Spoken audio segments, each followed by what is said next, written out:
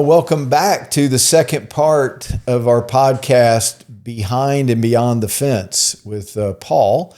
We talked in the first episode, and if you haven't watched it, go back and watch it, about his life kind of leading up to his 13-year prison sentence. He'd been in prison several times before that with shorter sentences in Florida and then also in Ohio, right? Yes. And so now he's gotten out, he's come to our transition house, and we've started this lawn service called Joy Lawn Service. So Paul, kind of pick us up from there. So it was me and another guy named Russell that you said that we could start it out, and he was like, "Hey, what's the name?" And we came up with Joy, which, oh man, Joy. But really, it was an acronym for Jesus, others, and yourself. So that's what we were trying to do is put Jesus first, others, and then ourselves last, so that we could serve. And we try to say, on our business card that we're here to serve you. So that was the what we were going for is in the name. Yeah, absolutely. And so I never run a lawn service before. You hadn't either. No, sir. We'd cut grass before, but that was about it. And I didn't have the time to run the day-to-day part of it. I'm in the prison most days of the week trying to work with the transition program. So really, we turn it over to Paul. And he begins to run this lawn service, Joy Lawn Service, and it starts out, and we're figuring it out and working, and it's doing pretty good. It was a lot of hustle. Yeah. If you watch the first episode, it's sort of ironic that they picked me, because I'd hustled so much. But now I'm hustling mowing grass. Yeah. Yeah. And man, it was a lot of door to door and putting out flyers and just basically just trying to beg people to let you mow their lawn so that you could, they could see that you're serious and you want to cut the grass good and do a good job. And I'll put up a picture. You'll be able to see the picture of Paul here on this too, of the flyer that we made with him sitting on the mower, a brand new John Deere zero turn. He thought he was hot stuff. Yeah, but we started out and we wasn't mowing many lawns and stuff, but we would do sod in people's yard because we had the trailer. When did you get out? What month? January of 2011. Yeah, so we're kind of the bad timing because there's not any grass growing. So we're just like, what can we do? So sodding was a lot of it. So we started doing sod, and we would take the lawnmower off the back of the trailer, and we put a pallet or two, and we're driving down the road in this truck, and it's swinging around, and we're going to people's, tearing it out, renting the grinder thing that tears the grass out, and just whatever we could do, however we could do it. We're just, telling everybody, hey, we'll mow your lawn. Hey, let us mow your lawn. Yeah. So we're trying to get it going, and it's going okay. And the idea was that in the long term is that when guys got out, remember that was back, the economy wasn't so great at that time. Jobs weren't as plentiful. And so we're like, we could plug a guy in here to work with Paul right away. He'd be around good people. He'd be away making some money before he could find his next job, and we thought, man, this is going to be a perfect fit for all that. Right. And so we were going at it. And so I lost my partner, though, because we're at the transition house. And, of course, there's rules that Daryl, has there that you abide by, or they want you to abide by. And the guy that was with us, he wouldn't stop smoking cigarettes, and so he had to leave the program because he just wouldn't abide by it. So now it's like me, and then we just had to catch the next guy to come in to whoever help. it was going to be your partner. Was going to be my partner. That's right. They was just going to get stuck with me, mowing some grass. Yeah, that's right. So my idea is this is going to be a long-term project, and then here it comes, y'all. A series of events happen and derails that. So go ahead. So we're sitting there on a Sunday night because Daryl has these meetings with you on Sunday nights, and it's his his one-on-ones with you about your budget and how things are going and are you doing good. And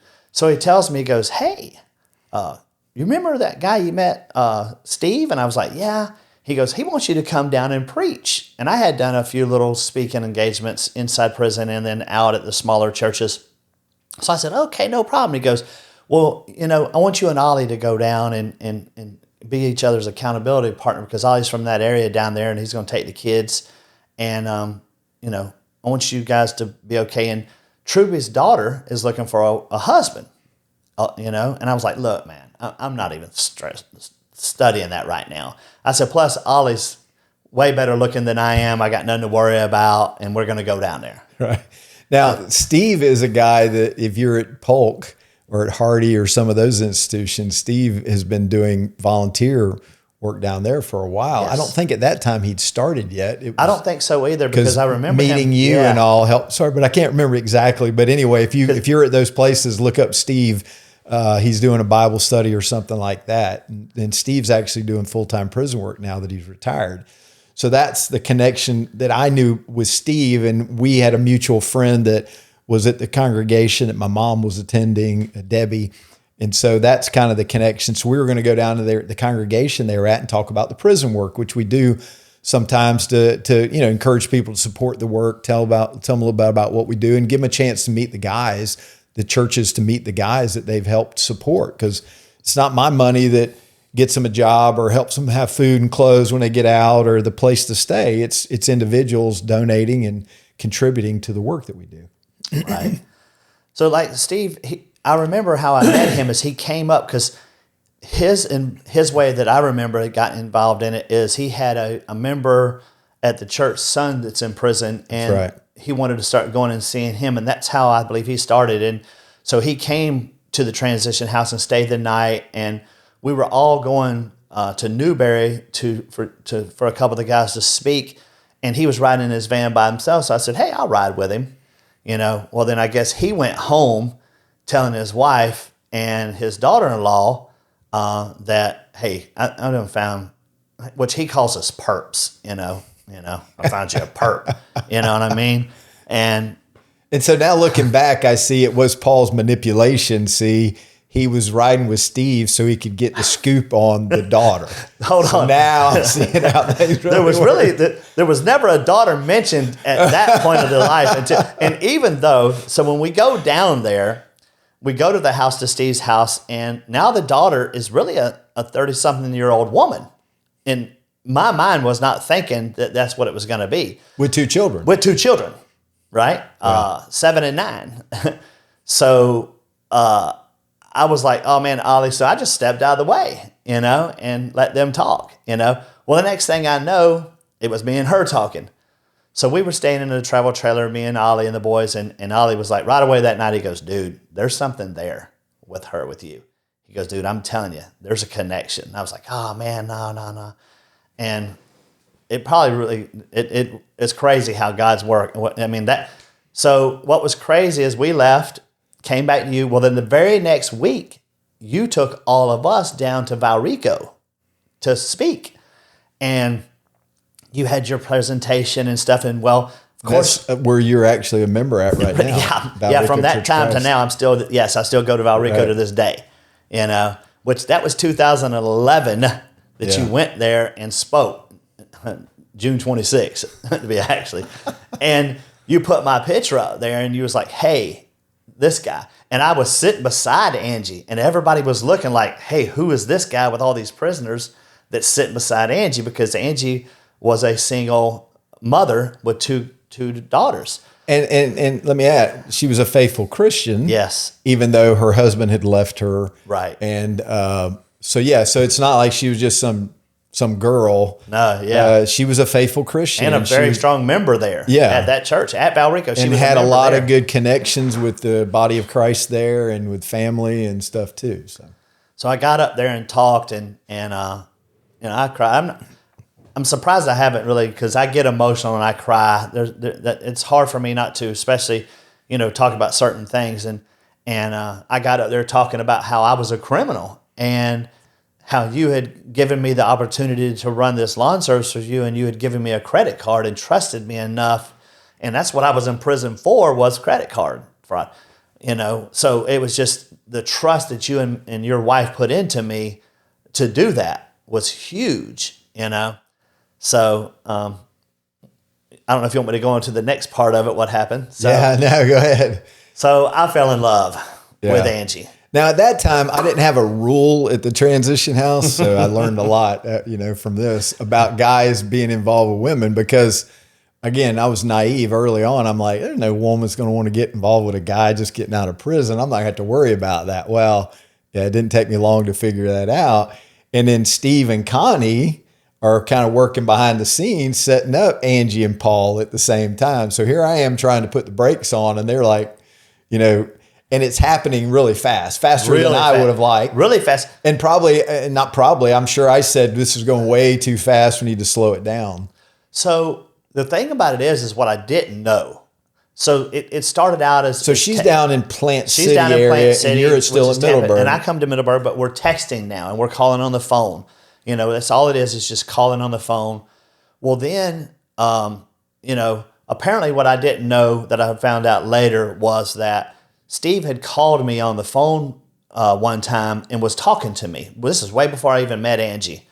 And I was on the phone and they had me on speaker and talking. And so Angie had already really liked me and liked my talk and personality before she ever met me. So I didn't even know this, you know, like there was already an attraction on her end before I ever got there, you know. And if you let her mother say that, you know, she approved me, you know, so that's another story. Yeah. So I was all in then, you know, the approval, you know. But so I started, and I was doing a little small preaching at Julington, and Angie was coming up and seeing me, and she was bringing the girls up to Middleburg, and we would go to parks, and, you know, they would stay in a motel, and I would go to the motel and see them and take them out to places. And, you know, she's a very faithful Christian, so there was never anything going on, but it was just, there was an attraction there. So we were growing together. And I remember leaving Julington Creek one night, it was August, or maybe September, something like that, I can't remember. And I said, I'm gonna make you my wife. And it's just how I said it. So then I started, coming to you, and I was talking to you about it, and I ended up getting a ring. And so I went down to Plant City for the weekend because they would let me stay at Steve and Connie's house. I could stay there while Angie stayed at her own house, you know, so I had a place to sleep and stuff. So I tell Steve and Connie that I'm going to propose to her. Well, Connie cuts hair, and she was cutting my hair, and I thought she was going to give it away there for a minute. She was like, oh, yeah, when Steve proposed. I was like, oh, goodness.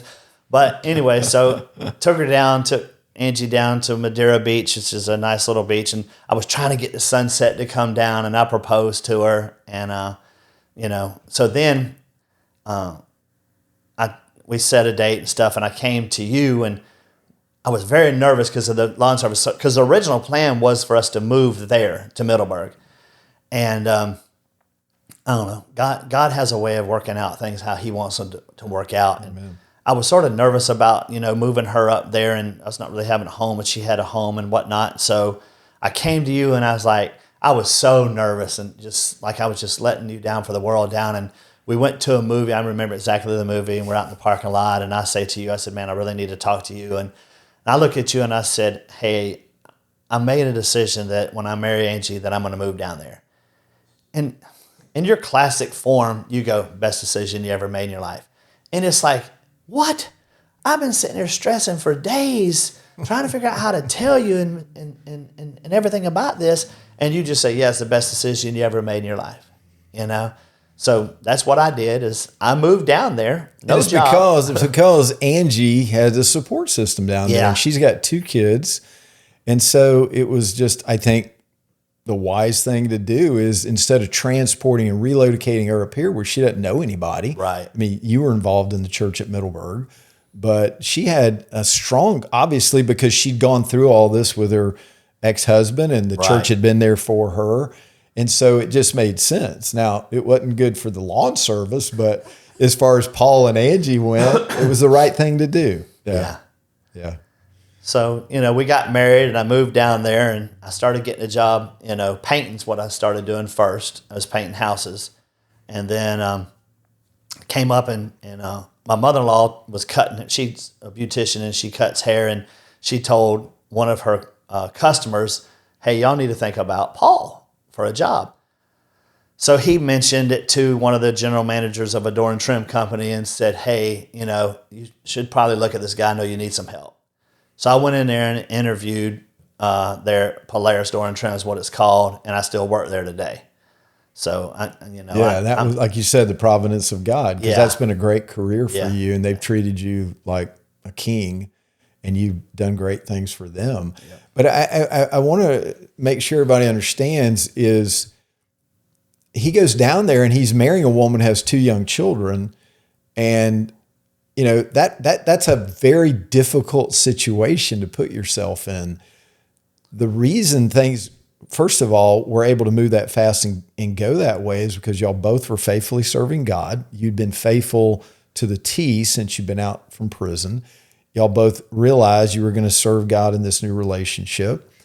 There was strong support in the church down there that y'all were involved in. So people knew her and they began to get to know you. But she had family, a support system. And so you were stepping into this new life, and it was a big change for you. But in a lot of ways, y'all both were on the same page with God, and that she was somebody that was going to help you grow in your spiritual walk, and you were somebody that was going to help her grow in her spiritual walk.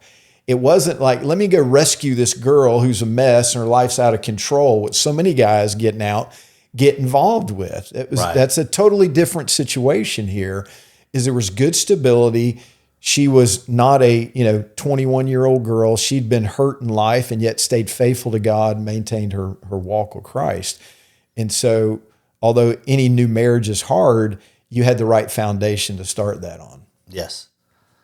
Yep. So I married Angie, and now the lawn service is going down the tube, so don't worry about that. That's all me. While this time, so while Paul's life is ascending, the lawn service is going down. Just to put that in there. Go ahead, Paul. All right. So we get married, and and when did y'all get married? On your birthday. Oh yeah. Despite me, they got married on my birthday. Yeah. So go ahead.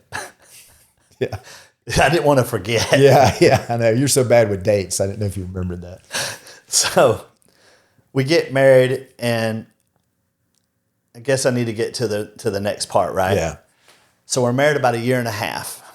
And things are going well. Yeah. Right. I've got the job. I've already started working at Polaris. You know what I mean?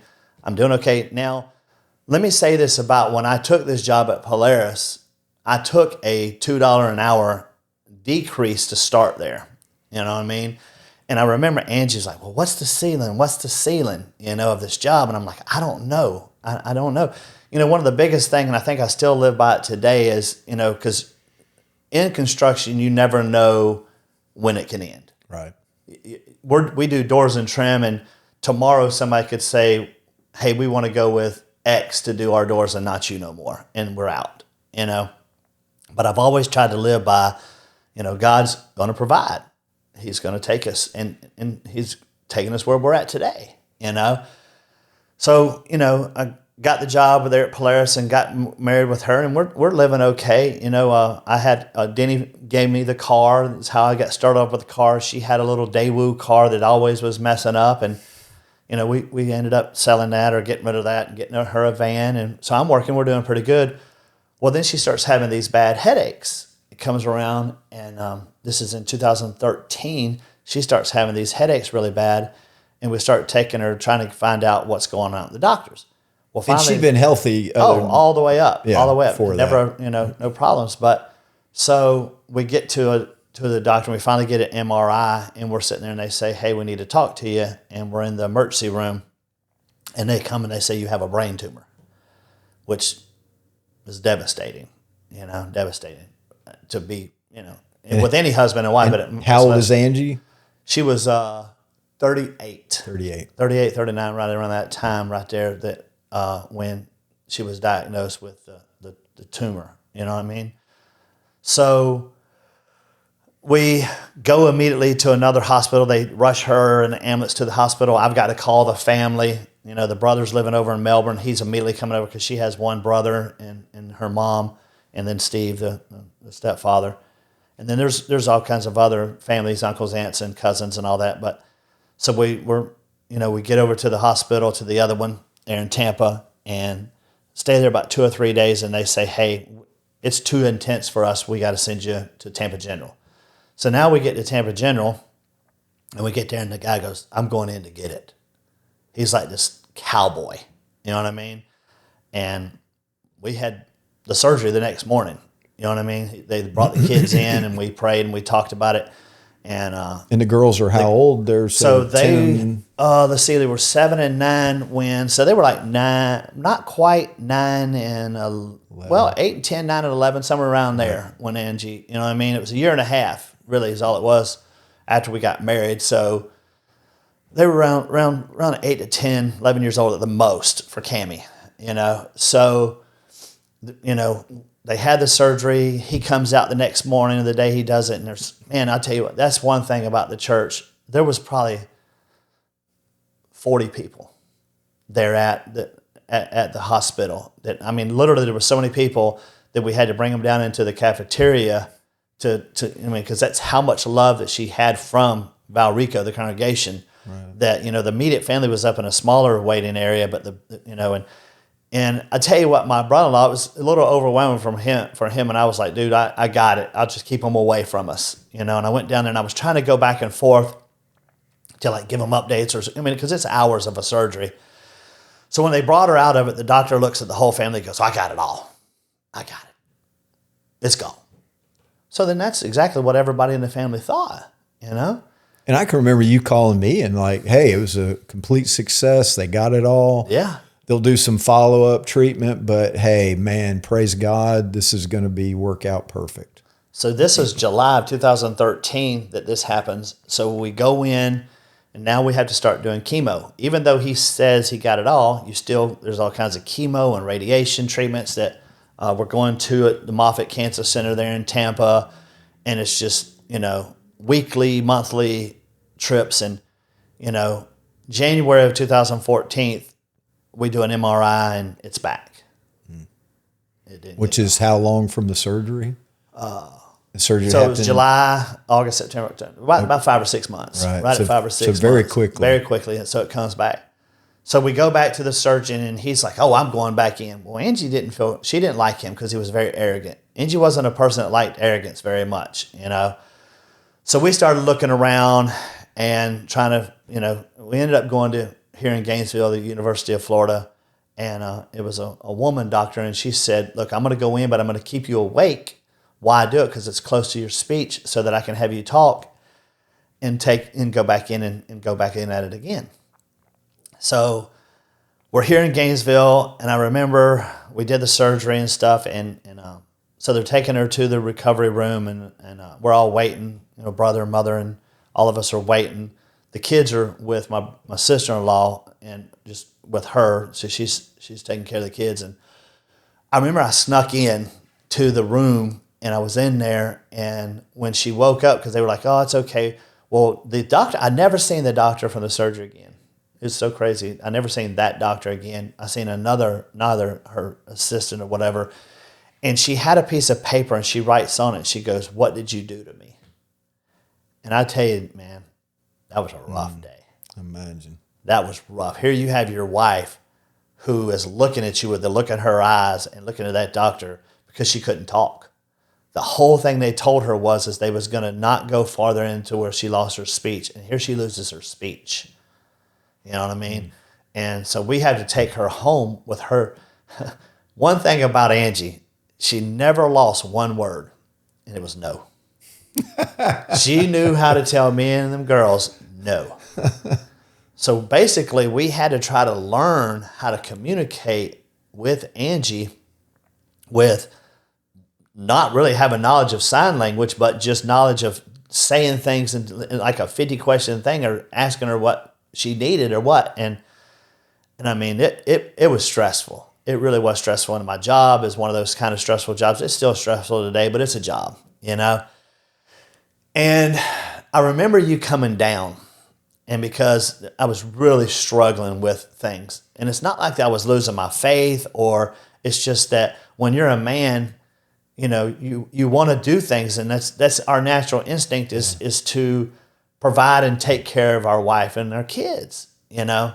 Yeah, you feel helpless. You feel helpless, you know? So I remember you coming down and we were talking and stuff, and I remember exactly where we were at. We were driving in the van that I drove back in them days, And you said, hey, have you ever read Esther? And you said, I said, no, I don't think I have. He said, you need to. He said, there's a verse in Esther that said, who knew that you were going to be called for such a time as this? And I was like, man, dude. And it changed my life. That one statement, that one verse, thinking of that statement, because it allowed me to say, dude, you have a job here. You got to be the one that's strong here for her. And the girls, you can't be weak and breaking down or anything like that. God's called you to be here. And you think about going all the way back through history of the decisions that was made for my life, that here I am at this time of life, Yeah. And You could just see, I mean, we can't know, but there's some things you can just see the providence of God and how, where would Angie have been and those girls going through all this? She still had family, but not a husband to love her and take care of her. And God had placed you in that place and you hadn't run from it. I mean, think about it. I think of how many men I've worked with in prison that in that same position would have run and they'd have just left it because, man, I know from personal talking to you and seeing it, it was hard. I'm so glad you brought up the run, because so Angie's first husband committed adultery on her, and she found out through credit card things, and people at of all places, a lady we still know her today at the pizza place told her, hey, your husband is bringing another woman in here. And he committed adultery and left her right around Christmas is when he left her. So, of course, Angie was a little insecure about things. And so when Angie got sick, or actually before Angie got sick, but when she really got sick, she was really fearful that I was going to leave her. And I tell you, there's so many moments in life that you remember stuff. And I mean, it got to the point to where I had to bathe her. You know what I mean? And I had to pick her up. And I mean, she was losing, her things. I put a thing on the wall so she could pull herself up out of bed by herself if she wanted to get up without somebody and this kind of stuff. And I remember, I mean, let's go back to that she thought you were going to leave her. Yeah. Because you'd only known her a year and a half before the tumor. Yeah.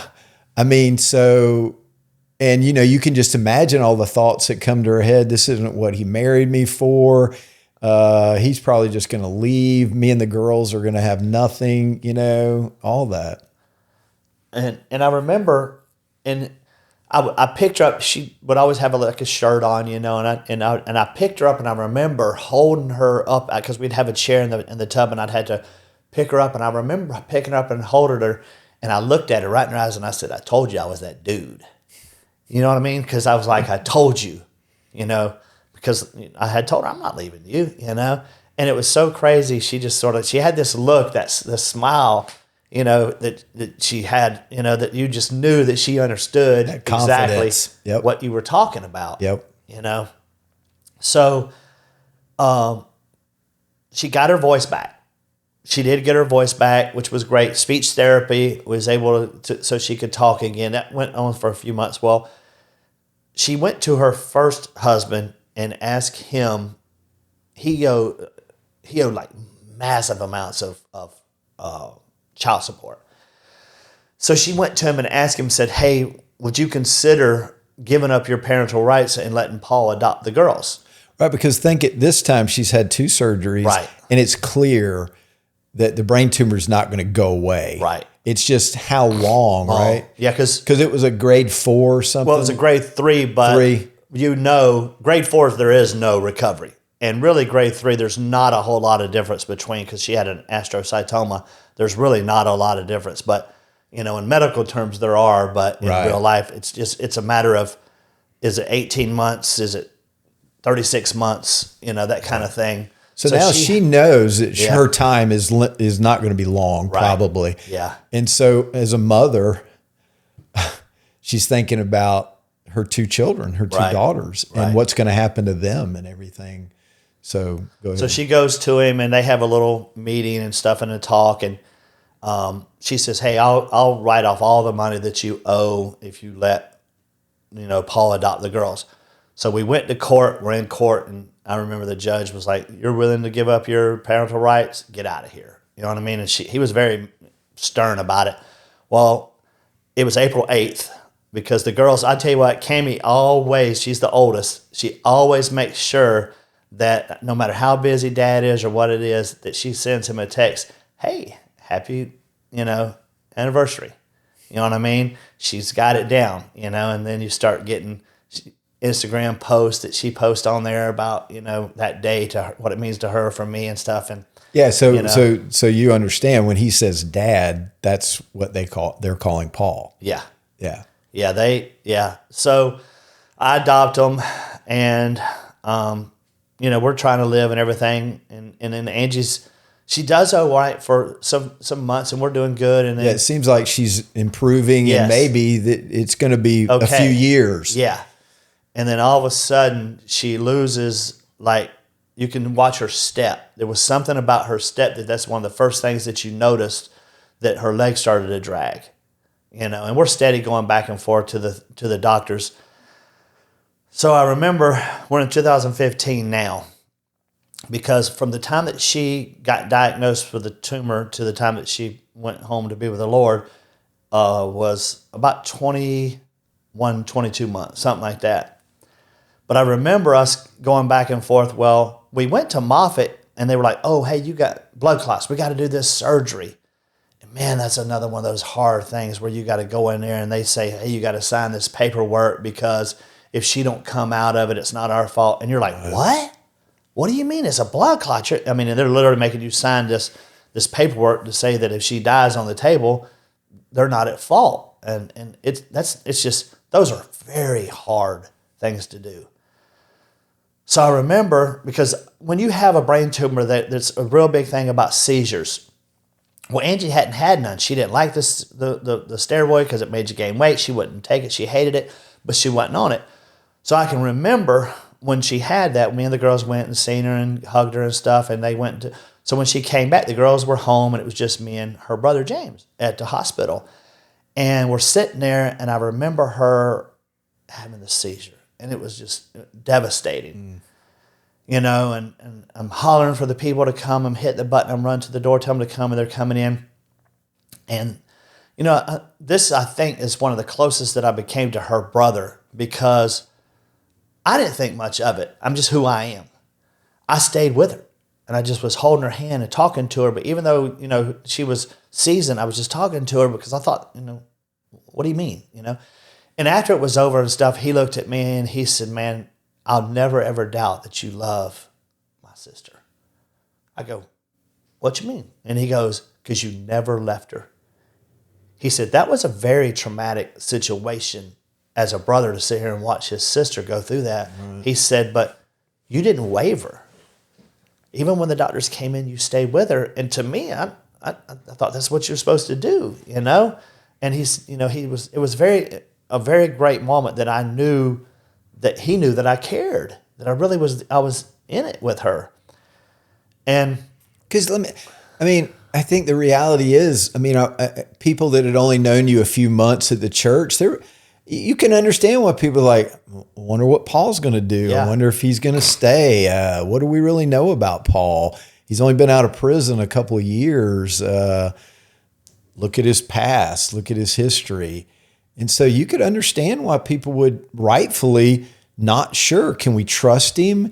Is he going to be here, or is he just going to, run as things get harder and harder and he realizes he's going to run? And so I'm sure everybody had a moment, they probably, and I'll tell you about it, that I knew Paul was committed. Yeah. Because you were committed to God. Yes. That's the thing. That's See, without the commitment to God, you ain't going to make it. No, it ain't. And because it's not like you and Angie been together 40 years and you're like, I'm in on this. No, It was new. But your commitment to God was first, and her commitment to God was first. And since y'all built your marriage on that gave you a foundation by which nobody would ever expect to go through, but a traumatic hurricane of an event, and y'all are still strong and you're still committed to her. So she passes away October 8th of 2015. But before that, we went to Moffitt, the blood clot night, and they came to me, and I loved the doctor he was the oncologist. I remember early on, Angie's like, I just don't like him. I don't, and I tried to tell her, I was like, look, honey, I said, I'll take you wherever you want to go in the country. We'll travel. We'll do whatever we want to do. Whatever doctor you want, we'll go. I said, but please understand that man is not your doctor. God's your doctor. We're going to go. But he's just. And I said, yeah. The crazy thing about it is, for years we went back and visited him, and he, and I'd go and before COVID, we would go to Moffitt, me and the girls, on Angie's birthday, and pass out roses to different women. And we would always make sure we seen them, but we haven't been back since COVID because it stopped it. Right. But they were younger and stuff, and the girls loved it. But I try to say, ultimately God's our physician. He's just a person. So she passed away in 2015, October 2015, and it was at my mother-in-law's house because that's where we brought Angie home from Moffitt because. Yeah, y'all moved in over there. They kind of made a room that they added on a little bit. Added on a room and stuff because I remember the doctor, we was there and they said, look, there's nothing else we can do for her. Her body's shutting down.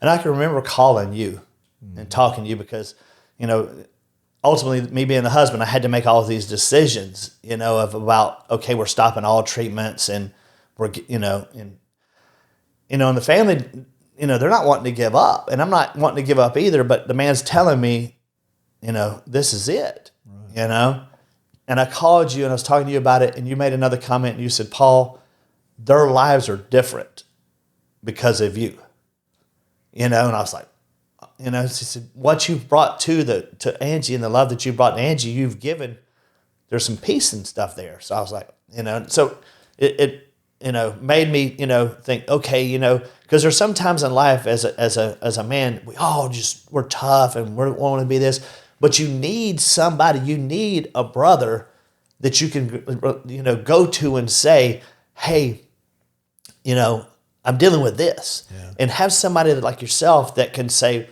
well, look at it like this, because when you're in the thick of the moment of things, you don't always think about the certain situations. And I think that's why it's such a huge thing for an elder to have a wife, because we as men, sometimes we can get tunnel visioned onto the task or what we are needing to do. And we don't look at anything but what we see, and I think that's a great thing about the Lord is how he's designed that to give us, companions and friends that will say, hey, have you thought about this?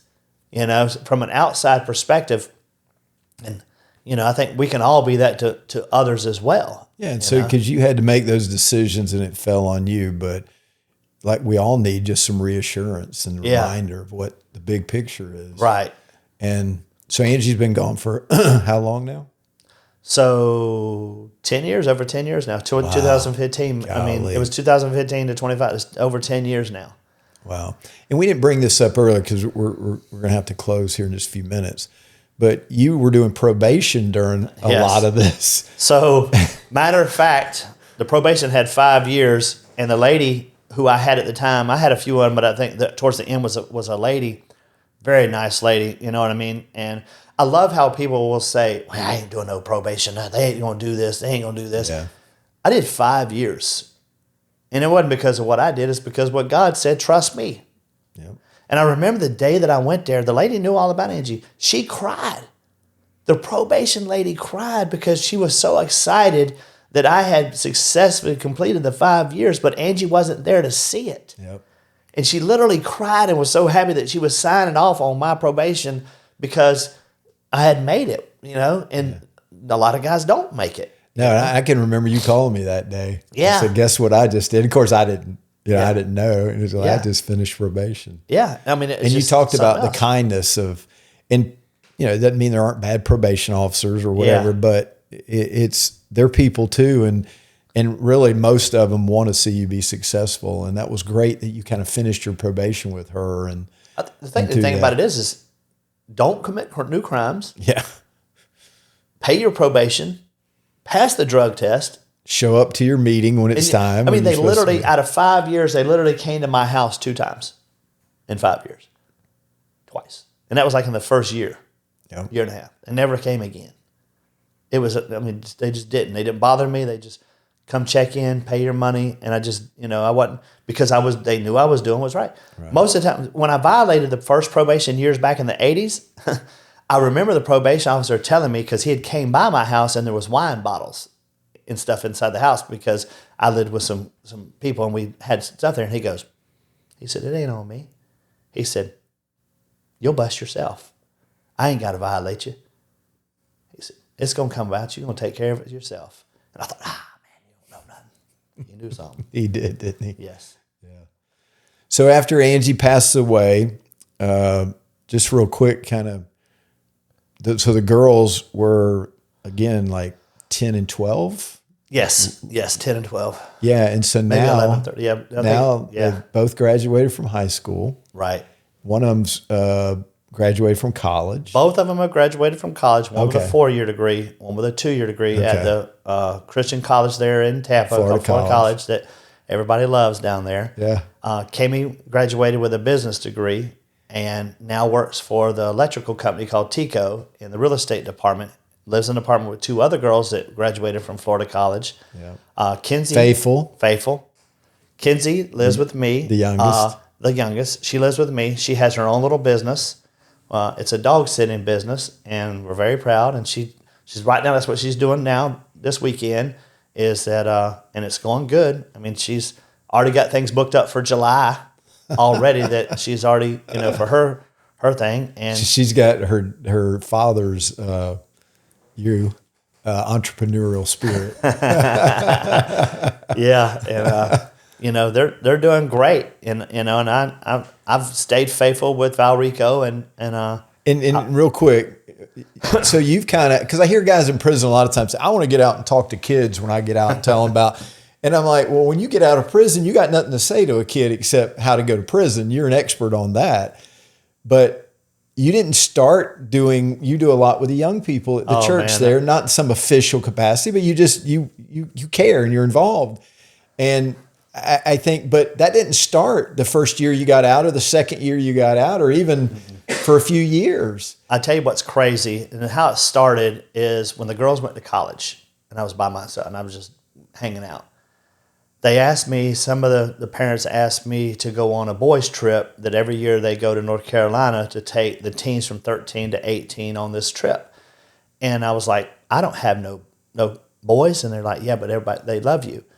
And so I'm on my sixth year now, and I'm trying to figure out how I'm going to retire from this because now I've got kids that are trying to get to the 13 age because they want to come and want Mr. Paul. So, I went on it and I've talked to them and, I've got these kids that just like right now I've got 3 graduations to go to in the next couple of weeks because these kids want me to go to their graduation and be a part of their life. I'm just, I've stayed, I just talked to them and I didn't, and they've, one time I remember on one of the first trips, they were like, hey, Mr. Paul, what'd you go to prison for? Yeah. And I told them all about it. And I mean, they just, and those kids have grown up and now they're adults now of that age, the older ones, but the younger ones have, and I teach Bible class there for the high school and the middle school at the church. And I try to just be who I am, and we have a thing called Group 5 where it's the teenage kids that one of the deacons and his wife are just amazing job, with them. And they've asked me to help out with them. And I just come and just be who I am. And, we play basketball with the kids and, Bible studies and sleepovers and all kinds of stuff, and at a gym and just different things that we do with the kids. Yeah. I just think, again, it's just you seeing an opportunity, being involved in the church, having the life that gives you the credibility that parents would feel comfortable with you doing that, and then just helping, just being a part, saying yes. And these are, average middle-class kids. So and I think what we have to see is that your background's nothing like these kids. Most of these kids that you're involved with have been in good homes. Right. Parents are Christians, right? Yes. They haven't seen the life that you've seen. But to think kids like that don't need a positive role model in their life outside of their parents, you're naive if you think that. You don't just have to help kids that are in trouble. You help any teenage boy to how to be a man. You've done a good thing. And so, and you're able to share with them a perspective that they've never seen, never heard of, or whatever. So I can imagine. And then real quick, you got to do something cool a few months ago too, because you called me. I was just fixing to I want say to make that sure too. you mention that. So you talk about being with the boys and all this, but having 2 daughters, you're around the girls as well. And I tell you, last year, I could tell something was going on, and my girls were messing around, and there was a little girl named Emma. Her and her fiance, they come up to me, and I'm like, hey, what's up? And they were like, hey, we want you to officiate our wedding.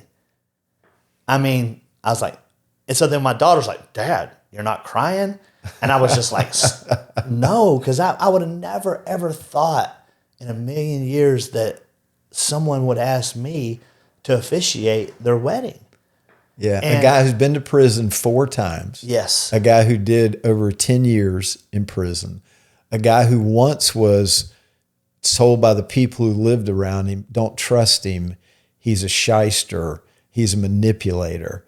And now, You have a Can you young lady officiate say at our can officiate in your wedding. And the day that they picked, here's the crazy thing about it. And they did not know this date. They picked January 26th. And that's the day that I got out. So wow. they got married on the exact same day that I got out of prison. Wow. So it was my 15th year anniversary of me being out of prison that I got to do, officiate the wedding. That's so cool. And then had another girl come to me and wanted me to MC. And I just did that 2 weeks ago where I MC'd her wedding and just talked. And I was nervous about it because they weren't going to have a lot of things going on. So I was like, how am I going to do this? And I didn't know what because they were like, hey, you're going to be good, right? And my daughter was like, you're trusting my dad, And it's just so funny. But, towards the end of it, the mother of the groom came to me and she looks at me and she said, you did a wonderful job. And I thought, man, that's great. Because she'd never met me the night before, and then for her to say that, because I could tell that they, were nice people, but they were just, for me to be able to entertain and have, for their son's wedding to go off without me messing up or whatever.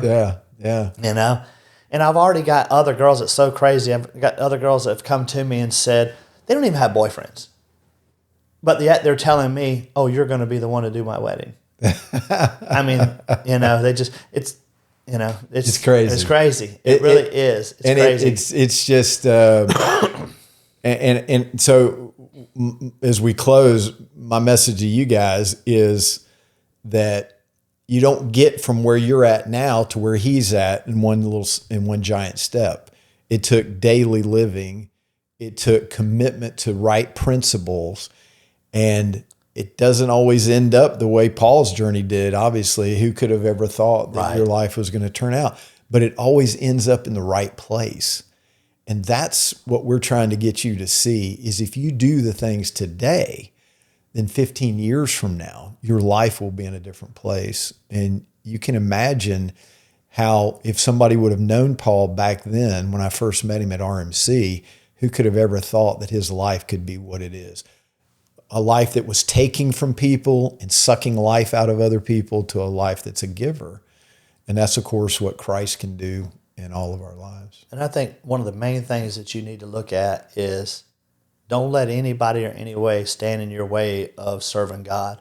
Amen. Don't leave him out of anything or any decision that you make. Trust him. Be patient. Understand that, there's going to be some things that are hard, but at the end, just trust him and don't think that you've got to do it on your own. Just trust him and know that it's all through the Bible. Amen. Look at Joseph, one of my favorite guys. Yep.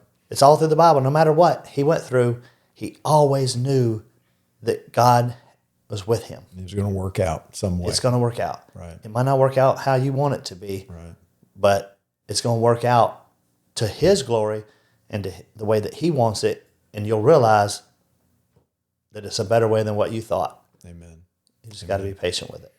Thanks, bro. Love you. Yes, sir. Love you. Yeah. Next time, maybe we'll get you to dress up a little nicer there for that. Well, we'll see. And I can't believe he didn't mention the Dallas Cowboys the whole time. That's incredible. He did plug the Jaguars, so that was good. But Yeah. Paul's I a had to big do that for Dallas you. Cowboys I fan. had to do that for you. All right. Thanks, guys. This is the end of the episode, so we appreciate you watching. And remember, subscribe to Off the Chain Ministries on Pando. You'll get an update every new video that's uploaded there. Some really good videos we just posted. Greg Whipple's done about God's promises and how God has kept his promises and how you see that in the Word of God. So until next time, y'all take care.